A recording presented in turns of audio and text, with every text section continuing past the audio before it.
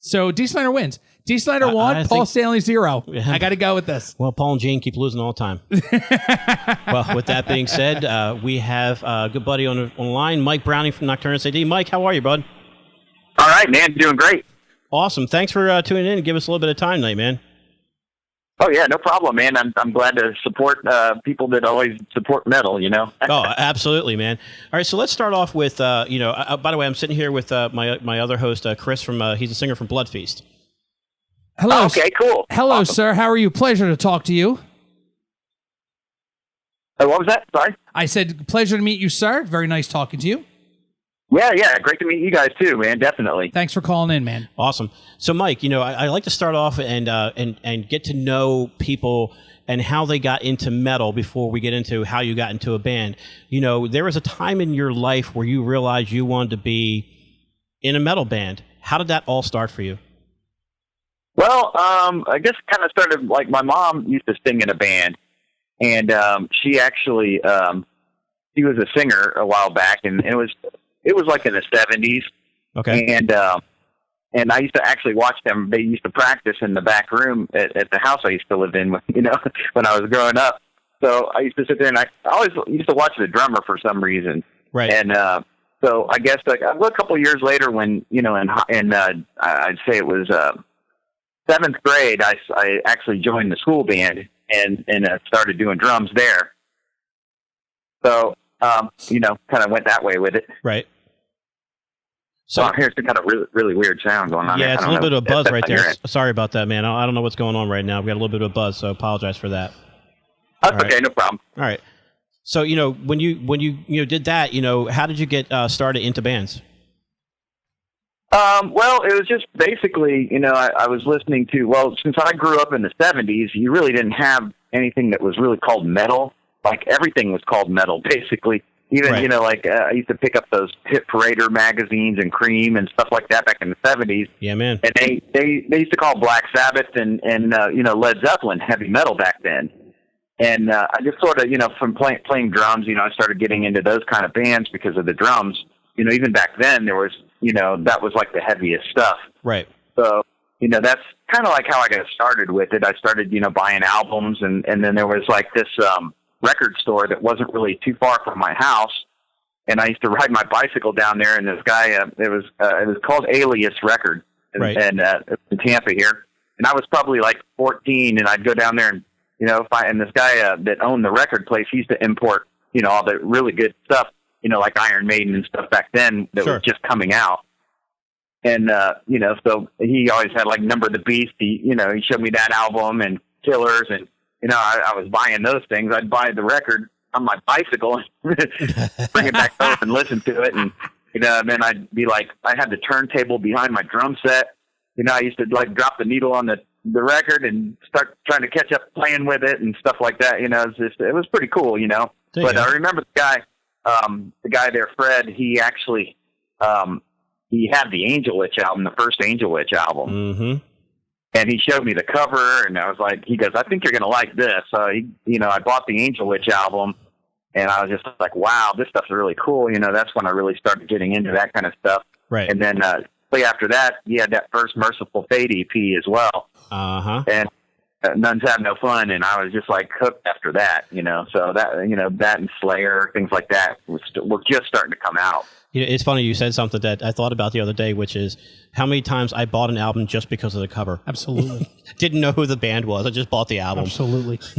That's great stuff. Yeah, and and so many people just don't. I mean, the good thing is they are starting to put out vinyl again. Yes. And much better than. But there was a time, when CDs first came out, vinyl was almost completely obliterated, and destroyed completely. I mean, there was hardly anything was getting released on vinyl. So, and a lot of people just went away from it, and started, collecting the CDs and things like that. So, right. Most people didn't know what it was like to buy a big album like that, bring it home and, throw the record on their turntable and read the lyrics along with it and stuff like that. A lot of people will never get to do that really because of the way things are nowadays. Yeah, absolutely, man. So you got a chance, and obviously you were in some bands prior to Morbid Angel. So you got a chance, growing up, and the next thing you know, you're in Morbid Angel. Tell us how that all happened. How did that happen? Yeah. Actually, I went to when I was in high school here in Tampa, a place called Plant High School. When I was in my last year at Plant, this guy came into school he was a new student. He had moved from somewhere else in Tampa to like the South Tampa area where I was living. Right. And he was like a new guy in school. And, there was this place called the Alley that everybody went to, that all the people that were like hippies and, rock and roll guys and stuff like that. And the people that smoked cigarettes and things like that all hung out at the Alley. It was kind of like the cool place for the cooler people in school, So, I kind of met that dude there, and we started talking about music, and, he was listening to the same kind of music I was. He was and he liked the Necronomicon and stuff like that. And I was like reading that kind of stuff too as well in high school. And, so we just started talking about that, and he's like, yeah, I just started playing guitar. And I'm like, yeah, I've been playing drums for a couple of years, in school. And, I want to do a band too. And I'd never really jammed with anybody at that point ever, right. And so, I remember, Trey's mom bought him a guitar, I believe for Christmas, it was like a Gibson SG. Right. And I remember going over to his house the first time, and he just had got the guitar. And, I mean, I swear this guy, he picked up the guitar and played it just like he does now. It was weird, Wow. But he never played before? No lessons. He just picked up the guitar and just was, like, going nuts with it the first day, Wow. And I was like, damn, so we started practicing at my mom's house in that same room that I used to watch her practice in, Yeah. Dude, that's badass, it was kind of cool. So we put a little band together with another guy from high school named Howard Reed, and he was the singer. And we had, I think there was another guitar player we had. I think his name was Mike, if I can remember correctly. But I had met this guy played bass, Dave. And so we kind of put this little 5-piece band together. And we were just doing like Judas Priest, Scorpion, stuff like that, Not wrong with that. I think we're trying to write some originals. Right. But we actually played, the band was called Ice. Yes. And we actually played the talent show in 1982 in high school. And it's funny because I just moved into a new house, and I just found this box that's been packed away in my old house, because I lived in my old house for 22 years. Right. And I found this box. It must have been packed in the back of this closet for like 20 years. And I pulled this box out. I found it way in the back, and I opened it up when I got here. And, I said, it's just got a bunch of old papers and stuff in it. But then when I got here back and I started unpacking stuff, I opened it, and I just found all my old stuff, So I actually have 2 pictures from that performance, that Ice performance in high school. Oh, so, dude, you gotta post those, man. Yeah, I found a bunch of old stuff that I just thought. I found a picture of me when I was 14, with my first drum set. I found stuff that I just didn't even think I had anymore, Dude, that's badass, man. It is badass. I always love when I find stuff like that. It's funny because I was going through my CDs to burn some stuff onto my computer, and I found an old demo from a band called Mortuary around here, and I was like tickled pink that I found that because shut up, Mike, not you, Mike, the other Mike, the owner here. He's looking at me like I have 2 heads. It's like because he doesn't understand that you find something, it's like gold, isn't it? It's good stuff. Yeah, man. yeah. I found several things. I mean, not just one thing. This whole box is full of stuff. That's awesome. I mean, there's probably literally 100 pictures from the whole Nocturnus era. From 87 to right 2000 and close to 2000, all kinds of stuff that not 2000, but actually, I think there's pictures up to about 91 right. or 92 there. And there's magazine articles, there's reviews of the demos and all kinds of stuff. I couldn't believe I still had that much stuff. Yeah, dude, I hear you, man. So let's talk a little bit about Nocturnus. Nocturnus started, you said in 87, correct?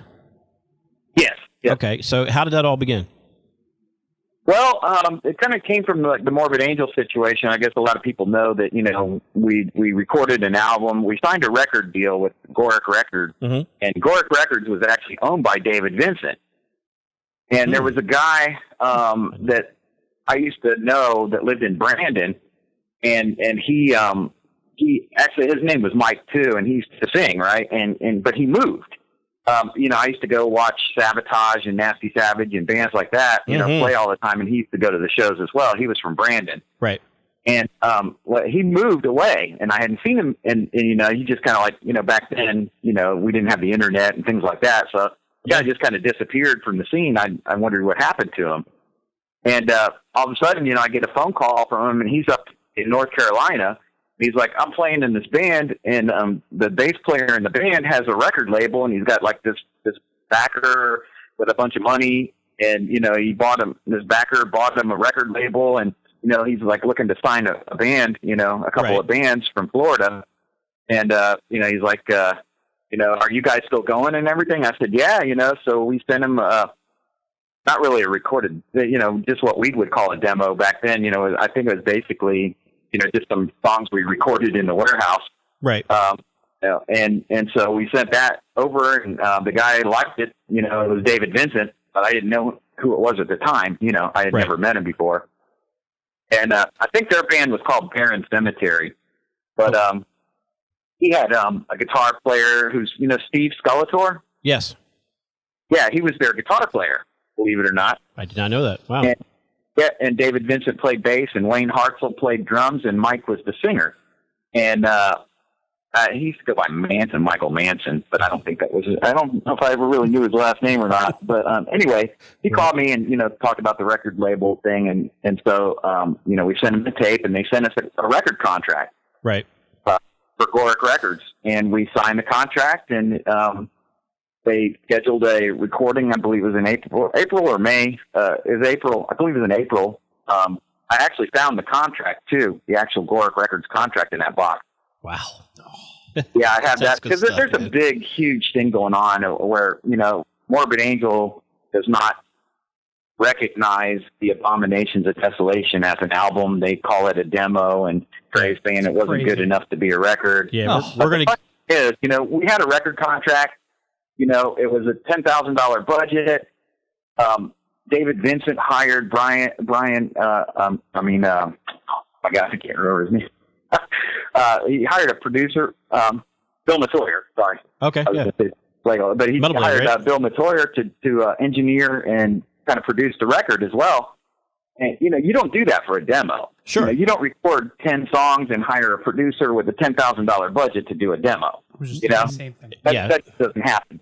So that happened, and we rented a Ryder truck and went up there to North Carolina and recorded the Abominations album. Right. And then after the recording, David Vincent sent me and the bass player John Ortega. Mm-hmm. And that's another thing. Everybody thinks Sterling played on Abominations of Desolation, but he didn't. It was John Ortega. So it was John Ortega, me, and Richard and Trey. And he sent the three of us back and kept Trey there for the mix down because we had a hotel and all that and the truck rental. Mm-hmm. So he said, well, cut the cost. We're going to send all of you guys back, and I'm going to keep Trey here by himself and, do all the mixing. So basically that's what happened. We all went back to Tampa, and Trey stayed for another week and mixed the album with David Vincent and Bill Matoyer.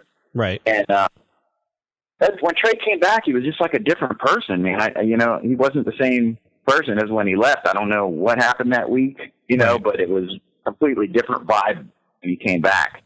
And the first thing he told us is, David told us our bass player is horrible. We have to fire him. And I was like, okay, so he's like, well, don't worry. He's got another bass player for us, and I Which thought, was him. I'm sure it's going to be him. Yeah. But I didn't really get along with David when I first met him even. And so he said, no, it's this guy named Sterling from Atlanta. I guess he used to play in a band with Steve, Skulator. So that's how they knew him. And I didn't know this, but Steve, Skulator, he just quit playing in David's band. Right. So they were looking for a guitar player. And I guess when they saw how good Trey was and, how original and everything, they wanted Trey in their band. Right. So what I found out happened that whole week was, that David Vincent was trying to convince Trey to quit Morbid Angel and join his band because he had all the money and backing and, he had a little sticker daddy thing going on there. So all that, was the deal. Right. So, yeah, that's how he had all his money back then. They were all working at a car wash when I guess him and his partner split up. Wow. So how does it feel? money, so I guess they had to go work at a car wash. But before that, Yeah. it was like, he was driving a white Cadillac, and, the other guy had a gold Cadillac, and all this stuff was going on. And Skeletor told me a lot of things. He's like, I couldn't take it anymore. I had to quit the band. So they were looking for, a guitar player, and I guess he wanted Trey really bad. Right. So he started breaking apart our band, starting with Johnny, Right. And then, but the album was still going to be released. And there's flyers. We played that Rocky Point Beach Resort show after that. Mm-hmm. And, there's flyers saying, Gorick recording artist, the album's coming out. There's stuff that even says that, in Trey's own handwriting. And it never came out, though, right?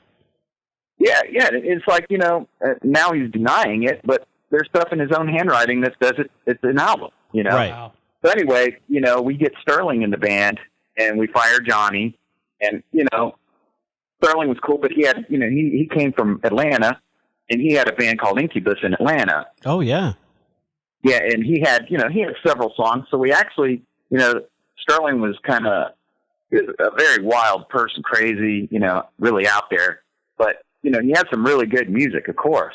And, he showed us some of his songs and how fast they were, faster than what we were doing, and even crazier sounding in some ways, So we actually started learning a couple of Incubus songs in Morbid Angel. Really? And yeah, they would have been Morbid Angel songs if the band had stayed together the way it was. From the Serpent Temptation album? Me, Trey, Richard, Burnell, and Sterling. Right. And so we started learning, a couple. We actually, at the last show we only did one show with Sterling before the band split up. And that show, actually, we played Reanimator's Mutilations, and I sang it. Wow. So that's what happened. So then, we recorded the album, we played a show, everything was just going fantastic. Right. And I was at lunch working one day, and I was driving around in my work car, and I was real close to Trey's house, his apartment where he lived with his mom. Right. I was like, I'm going to stop by there for lunch and see what's going on, So I go to stop by his apartment, and I see my girlfriend's car out there. Oh, no. No way. Oh, no. Yeah, what's going to happen here? Yeah. So I walked, I got out of my car. I walked up to their front door, the apartment front door, and I put my ear to it, and all I could hear was a TV going. Oh. And I literally, I just backed up, and I kicked the door open, and I broke it off the hinges. Right. And they were on the couch on top of each other kissing like crazy, and I'm like, great, Good grief. So right then, I just got really pissed off. I left, and I kicked her car, her car door, and I just took off. And then, when I got back to work that day, my boss is like, Mike, what happened this afternoon? I'm like, what do you mean? Right. He's like, well, this lady called and said you kicked her door open and broke it off the hinges, and they want you to pay for it, and that you were, at your job and all this. And I was like, and I told him what happened, and he goes, oh, really? And I was like, yeah, Right. And he goes, well, you're not going to get in trouble for that. Then I understand, completely. Right. And so I didn't know what was going to happen at that point. We had just recorded an album. Things were going fantastic. And I was like, so wow. We had a house.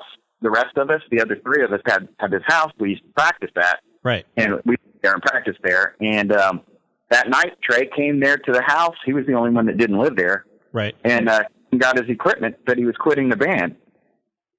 But, I mean, it was his name, Morbid Angel, but right. He said he was, disbanding the band at that point, And I got really upset. I was like, this is stupid. So I beat his ass that night really bad.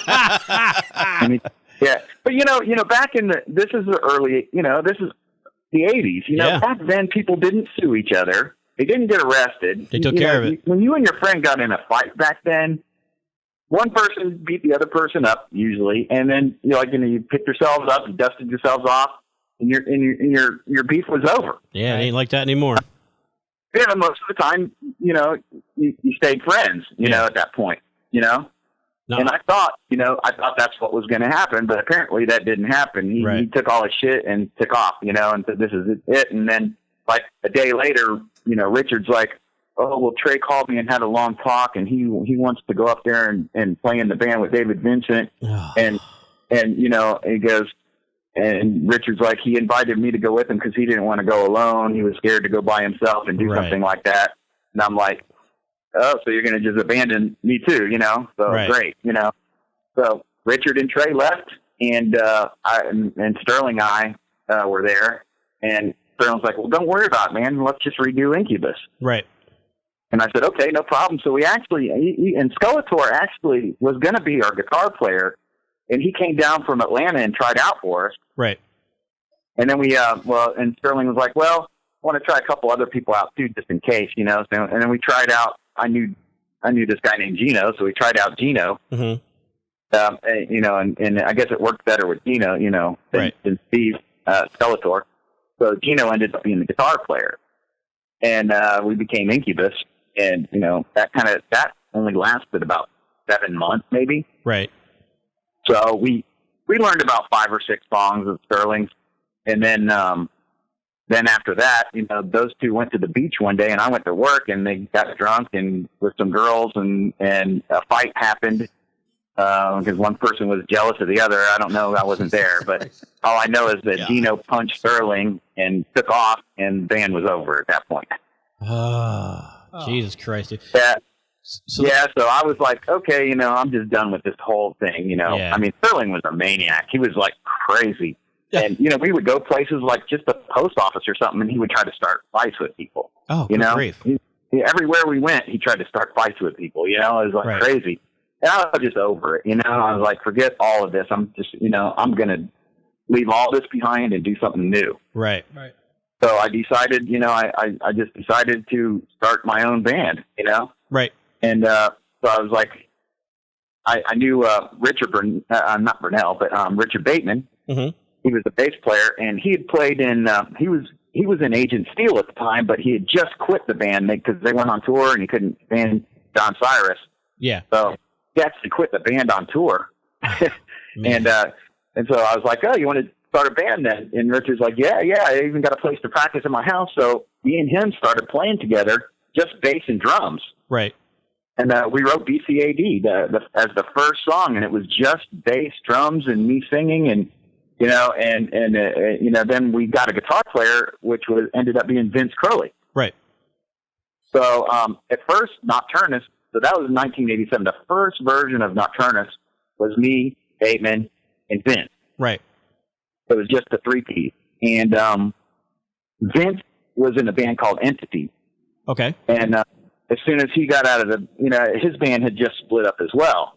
So that's why it was like really good timing for him to be in the band. He was all into Satanism, and we were, you know, and so it like kind of worked out really well, you know. And Vince had a bunch of songs that he had written in his band Entity. So we literally, you know, and by that time, Bateman and I had a couple other songs too that we were working on, one called Nocturnus and a couple others. And so we ended up like getting all of Vince's songs and making them basically Nocturnus songs at the time, you know.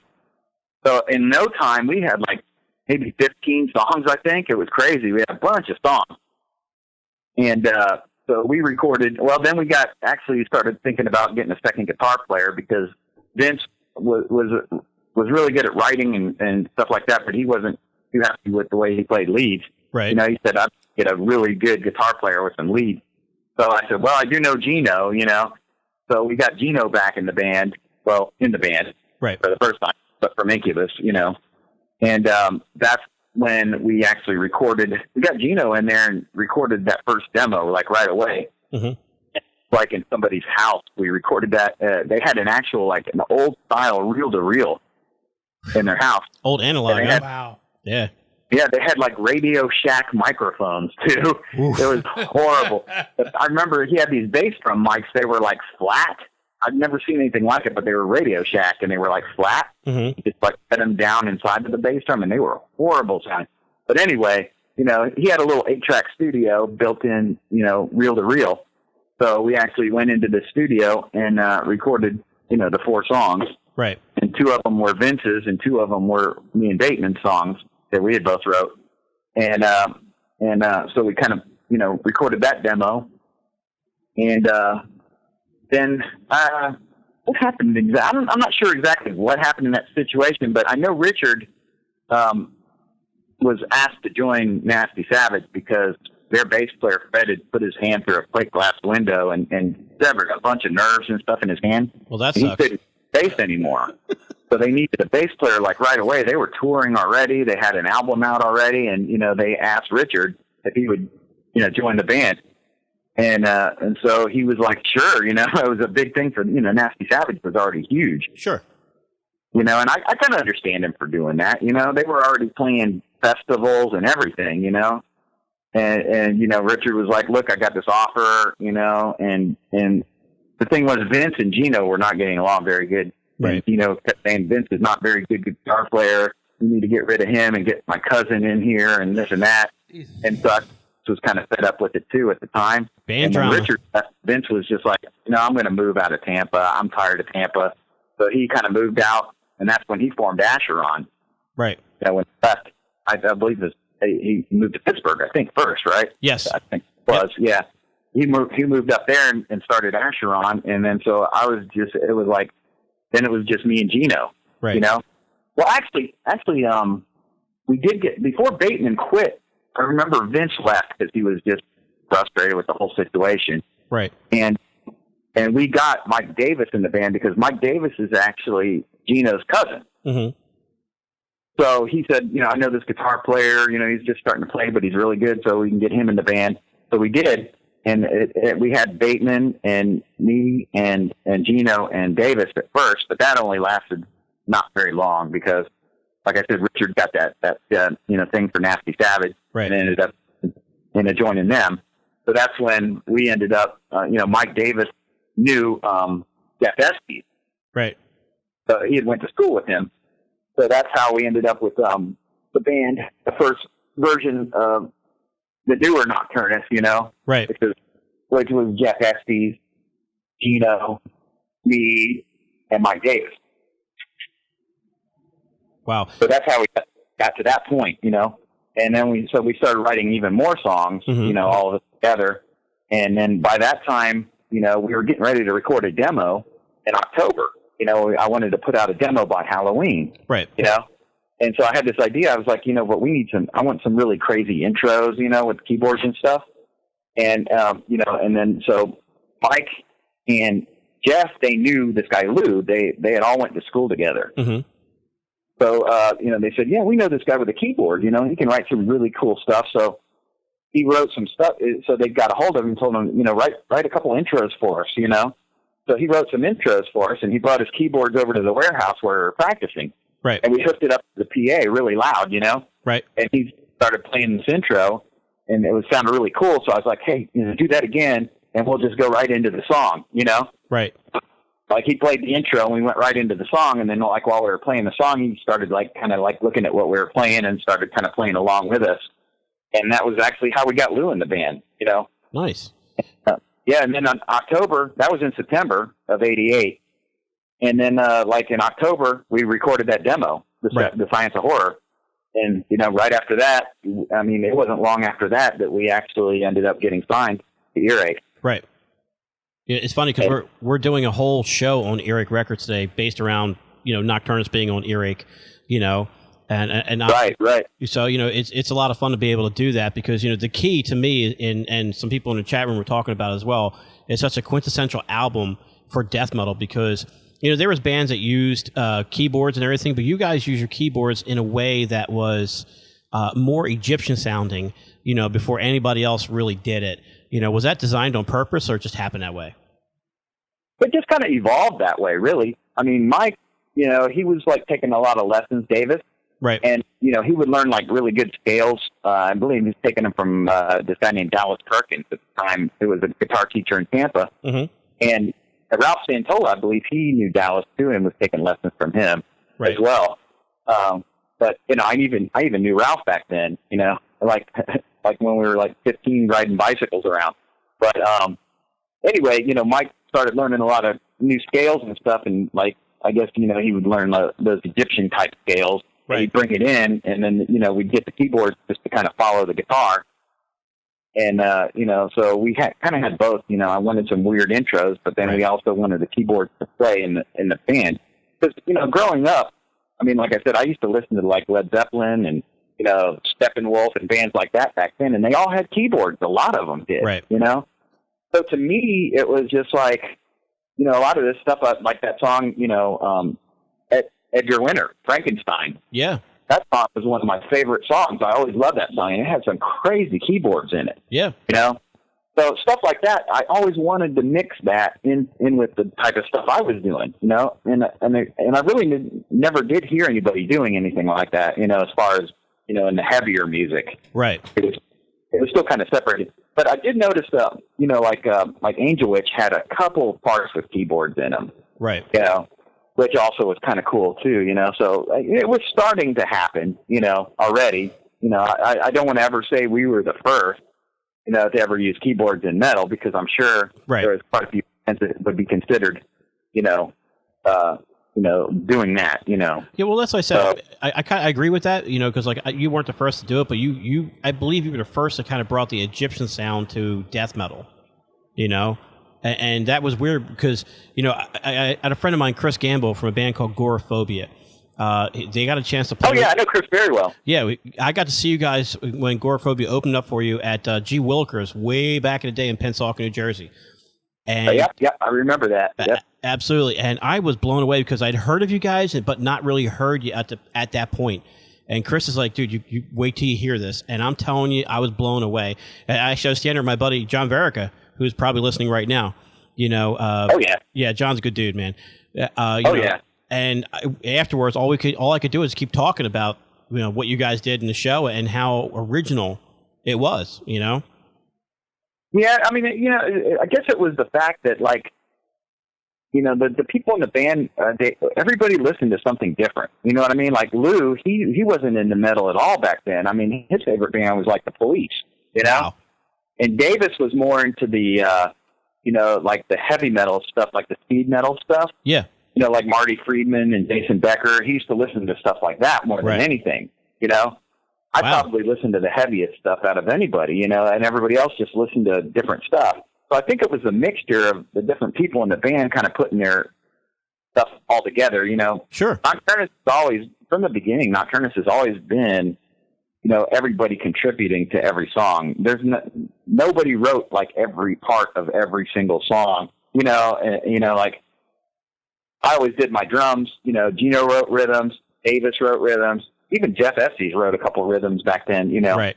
And so it was always a collaboration. Like today, people have drum machines in studios and they write their whole album and then just give it to the band to learn, know? And I personally don't like that. I like getting together with the whole band and starting with one rhythm, and working through it. Yeah. And building on it Absolutely. From there and making a song with everybody there, because I end up usually doing a lot of the arranging parts because I have to do the vocals. Right. So I'm like the one that always says, all right, let's do this 8 times here or do this 4 times here. You know what I mean? Right. So, the arrangements part, I've always pretty much helped with those, even in Morphed Angel. Trey had tons of rhythms and stuff like that, but we always put the songs together.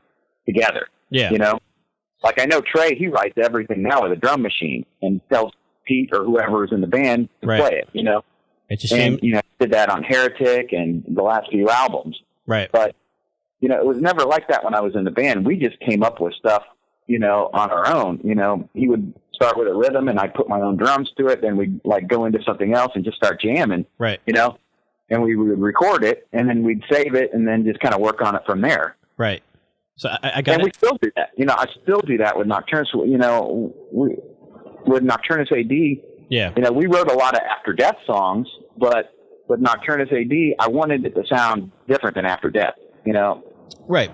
And it's kind of hard with the same people in both bands, but, like in After Death, we play in D tuning, and Nocturnus is in E flat. So when we used to do the Nocturnus songs in After Death, they were always a little heavier because they were in D. Right. They didn't sound, and for me, it was weird because they just didn't sound quite like I was used to, Right. So when we separated, like After Death and Nocturnus and the AD, and made them 2 different entities, basically, even though it's the same people, I wanted to make sure that both bands sounded completely different from each other. Sure. So we went back to E flat tuning with Nocturnus AD, And, there's going to be more keyboard intros. There's going to be, the weirder kind of styles like on the key, So, we have like 3 new songs already. And, they lyric-wise, they pick up right after Empire of the Sand. Oh, cool. So that was another thing that I never got to do was a lot of people see that, the key was kind of a loose concept album, some of it, not the whole album, but like second side, basically, from BCAD on, it was kind of like a concept. And it wasn't really going to be that way in the beginning, but once I started writing more stuff, and Davis had ideas and I had ideas, it kind of like all started gelling together as a story. Right. So by the time we did like Destroying the Manger and Empire of the Sands, the last 2 songs that we had written at that time, for the key, it was clear that it was going to be a story, Sure. At that point. So I wanted to do that with Thresholds, the second album. Right. I wanted to continue with the story. That's a great album, by the way. Since it didn't happen, every song there was nothing on the second album that connected to the first album at all. Right. That was completely not the way I wanted to do this, So basically with Nocturnus AD, I'm able to do what I wasn't able to do after the key. Right. And that's, that's big for me because it's something I've always wanted to keep. I wanted to keep singing. Mm-hmm. I wanted to keep writing most of the lyrics, because I was singing more than anything. Sure. But, it just came to the point where, man, this is not, Nocturnus was not what I had started it out to be. Right. Getting the chance to do it again with Nocturnus AD has been awesome. It's just like, it's taken us a little while to write songs because, with our lives and our situations, we only practice like once a week right now. Right. And, usually we have a festival or a show coming up and we have to practice the set for that. Right. It doesn't leave as much time to write because like I said before, I don't really like to have one person write everything and come in and, let's do this, and then be stuck with it the way it is.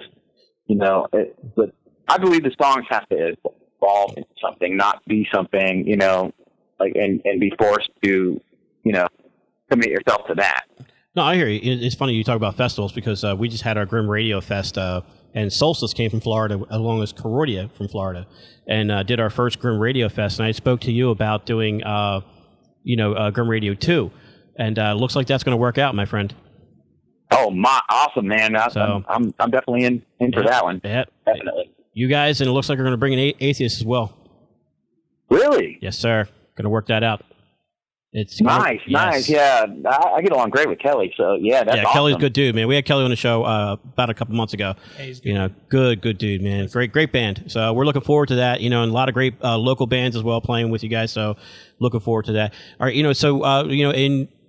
in parting, I just wanted to ask, just real quick, what was it like? And because it boggled my mind when I saw your post on Facebook about how Morbid Angel completely just made you look like Hulk Hogan in WWE and said Mike Browning's was never a part of Morbid Angel. That had to kill you, dude. With the history of Morbid Angel and where it began to where it is now, to me, like the first, like Abominations as well as Altars are, to me, like the pinnacle of where Morbid Angel started and made it to where they are. And to abolish Mike Browning, Abominations, and everything from Morbid Angel is the most ridiculous thing. It's got to be heartbreaking for you.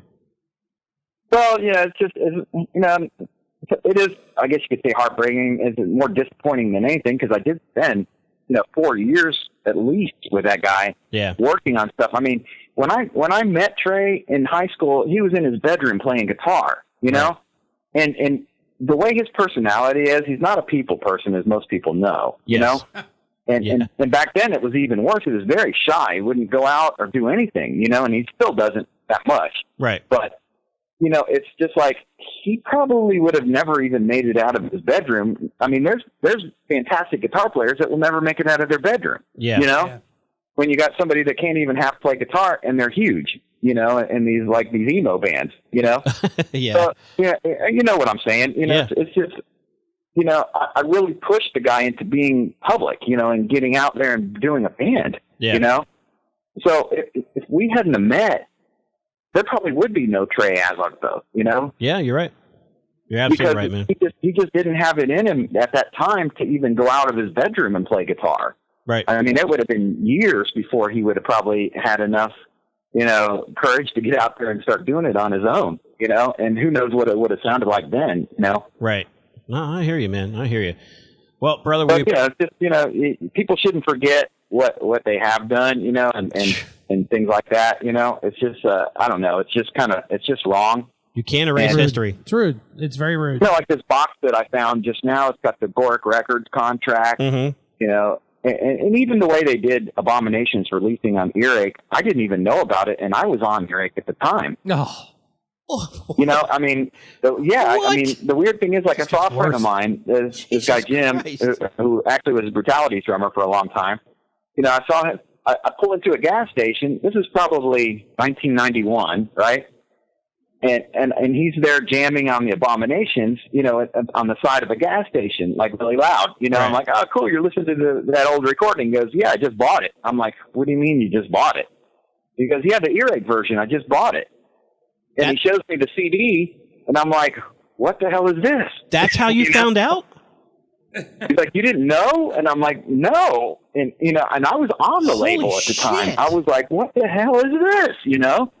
So I call up Dick, and I'm like, what happened here? I was like, nobody even told me this was coming out or what? And Dick said, well, basically, we bought the recordings from David Vincent and Trey, and we're going to put it out. And I was like, he's like, it's not anything to do with us, really. They're the ones that sold it to us to put out, because the reason was because, it was bootlegged so many times, and there was really terrible versions of it out there because, and the only reason that got out was John Ortega, when Trey fired him, he had a tape from the studio. We all left with one. Right. And as soon as, like Trey fired John Ortega, he started giving the tape to everybody. He wanted to ruin the situation, And there was even talk at one time of taking Ortega's tracks off of there and replacing them with Sterling, but Sterling didn't want to do that. He's like, no, I want to record something new, with you guys. So that never ended up happening. So the album actually got shelved, But the point was, like, after we recorded it, Trey loved it, Right. It was going to come out. It was going to have a release date, everything, I mean, and that was after it was recorded. And now he's saying it sucks. He doesn't know any, it's a demo, and it's just like, that's ridiculous. It's personal reasons are one thing, but you can't erase history because you have a personal problem with somebody. That's exactly true. Man. Absolutely, brother. Absolutely, man. That doesn't change what really happened and what the facts are. Sure. Facts don't change just because your personality changes. Your personal relations with somebody changes with somebody. That doesn't change history. No. Nope. Wow. No, I hear you, man. That's basically what happened with that. And I figured, well, they even had, like on the old website, like everybody that even tried out for Morbid Angel on there, But not Mike Browning. The new website came out and like everybody's gone. I mean, there's no mention of Sterling, I don't think, on there. There's no mention of John Ortega on there. Wow. There's no mention of Kenny Bamber, who did, that one demo with us a long time ago. Right. The higher vocals, there's no mention of him. I mean, it's just like, there's a lot of people that were in the band and actually, when it was called Morbid Angel. Yeah, absolutely. And they're not mentioned at all. Wow. I mean, Tony Norman, he's a great guitar player and everything, and I don't even think he played on any of the albums. He just did some touring with them, and he's on the website, and I'm not on there. Wow. So I think Trey tries to, for some reason, anything that was before the first actual, what he calls the first album, Altars of Madness, he pretty much doesn't even say it exists. Wow. Now look at the Thy Kingdom Come demo. That has Wayne Hartzell on drums. That was between after me and before Pete. Right. Is that even mentioned on there at all? I don't think so. Wayne Hartzell, he was in the band. Was that ever mentioned? No. No, it's not. He actually, he recorded. He recorded their 3-song, demo, the Thy Kingdom Come demo. Right. Is he mentioned on there? No. That's just wrong. Yeah. Dude. No, I hear you, man. So, I'm, and luckily, I think I was meant to find this box with all this stuff in it because this really proves everything. Yeah, dude, I can't wait to see it. To be honest with you. Hell yeah. People will still ask me, like even last week, people are going, yeah, but that, Trey considered it a demo, so it's a demo in our eyes, because it's considered a demo in Trey's eyes, and he's the founder of Morbid Angel. I was like, it doesn't matter what he considers it. It is what it is. It is what it is. Absolutely, dude. Absolutely. Yeah. So, I don't know. I don't know who he's trying to fool anymore, but, it just makes them look really bad to me. They've been looking bad for a while, brother. Yeah, you ain't got to worry about that. Looking real bad for a while. Don't worry about that. I mean, I actually had some pretty big hope for, the new situation. Once they got David out of there, the glam situation's gone now. And he can, I just think Steve Tucker, he's awesome, Yeah, Steve's a good dude, man. Great musician, great singer. I mean, he can bring the heaviness back into Morbid Angel. I just don't know what's going to happen at that point, with the whole situation. No, I hear you, man. So, and I even, tell people, hey, if you talk to Trey, tell him, look, I don't want to be in the new Morbid Angel. Right. But if he was ever interested in doing a reunion type of thing, right, where we just do some shows and all we do is play the whole Abominations record front to back. I would love that. I mean, he could get me, Burnell, and get Steve, as the bass player. Dude, that would be awesome. We could do festivals, things like that. And I don't want to be in the new Morbid Angel. I don't want to tour, all year with new songs and stuff like that because, you just get compared to the old stuff and this and that. And I'm not looking for that. But I think it would be awesome just to do a reunion thing, and just do it whenever we want to, I hear you, man. And, we could do festivals and do the whole Abomination record just like it is because those songs are different on the albums. Right. Their other albums. So they changed a lot of stuff and lyrics and things like that. But that's another thing. I barely got any credit for what I did on Abominations. Yeah. Like Hellspawn, Demon Seed. I wrote as far as all the lyrics in those and came up with the titles. Hellspawn and Demon Seed were my ideas. And it's like, Chapel of Ghouls was about half and half on the lyrics. Right. And I did get credit for that one, but stuff like Hellspawn and Demon Seed, I didn't get any credit for at all, and it's like, those I actually came up with the titles myself, Right. So, wow. I mean, it's like, really? So, I don't know, but yeah, I'm willing to like, myself and my situation, I'm willing to like, let everything go under the bridge as water, but I would say that it would be really cool to do like a reunion thing, you know? That would be fun, man. Definitely. Hey, last thing. You're from Tampa, correct? Yeah. I was born here. There you go. I'm a Buccaneers fan, and I live in Jersey. God. I got to do it. Do you follow football or no? No, one thing. I mean, I've never been a sports fan, man. I've always been into music. Like, since, from the early time, growing up, I really didn't have it. I never really had a dad. Right. And like I said, my mom always listened to music. She sang, she played music, she listened to music. I mean, that's what my thing was music, listening to music, until I actually got a drum set and started playing it. But that's the thing, I never really got into sports because I always listened to music, instead. It's like, while people were watching a football game, I'd be in my room listening to a record. There's nothing wrong with that, dude. There's nothing wrong. Hey, just like the Buccaneers, I lose too. It's cool. Hey. I guess it's kind of, with the Buccaneers, I guess it's kind of embarrassing living in Tampa, but it's bad. But, but I don't know, yeah. Who knows, what's going to happen with the teams and all that, know, but I don't really follow it very much. Nothing wrong with that, man. So I appreciate it. Hey, Mike, we really appreciate you giving us some time tonight, man. Hey, no problem, man. I'm glad we got to, talk about some good things and, history and stuff like that, so people really know what's happening. Yeah, because we had a lot of people who asked if we were going to ask, these specific questions, and actually I didn't really need to because you addressed it all without me having to ask. Hell yeah, it was great. That's what I'm talking about. So we're going to play some Nocturnus, and we're going to actually follow up with some Morbid Angel. Oh wait, when you were actually in Morbid Angel, Mike, we're actually going to do that. So awesome. All right, appreciate your time, brother. Okay, great. Take care, Mike. Thank you, man. Hey. See ya.